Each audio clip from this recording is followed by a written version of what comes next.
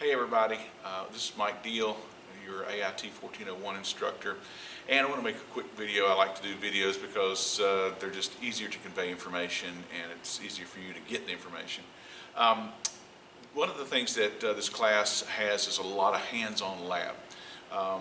The panel here that we typically use teaches you to strip wire, to terminate wire, properly wire it, gives you good confidence with your print reading skills. You get a lot of that, and every semester the students always come away thinking that these labs in this class are some of the best in the program, and that's because it's the hands-on, the repetitiveness, and like I said, this just the in-depth detail that we go into with these labs is really what the students in the past have always enjoyed. And also, it requires us to work in groups so that we can cut down on the usage of wire.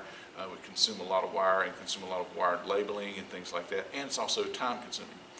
However, with COVID kind of shutting everything down last spring, this past fall, and again, it looks like we're going to be doing the same thing this spring, we won't be able to use these trainers here. These are outstanding trainers. We've modified them and changed them a little bit to make them more real world, and we get a lot of, like I said, a lot of feedback that's real positive in that direction. However, for this class, we're going to be using the Amatrol trainers, and they are good trainers, don't get me wrong. They're good trainers.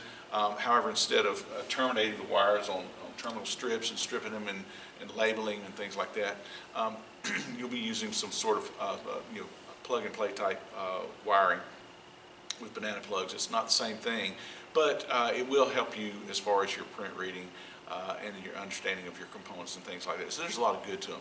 But I'm just kind of want to apologize. It's not necessarily my fault, but it's COVID's issue, and there's nothing we can do about that. We want to keep you safe and keep you distanced. So we won't be able to work in groups for the big panel project. However, there are a couple of small panels that do have the real world wiring that we've built, and we're continuing to use. So we will get some of that, but just to let you know, give you a heads up that typically this class takes you to a whole nother level in terms of lab experience, and it's not going to quite happen this semester, but I want to thank you for your patience in advance, and like I said, if you got any questions or you got any concerns, get a hold of me and we'll talk through them. But for this semester, and hopefully this is the last semester, we'll have to modify a little bit and go back to the Amatrol trainers.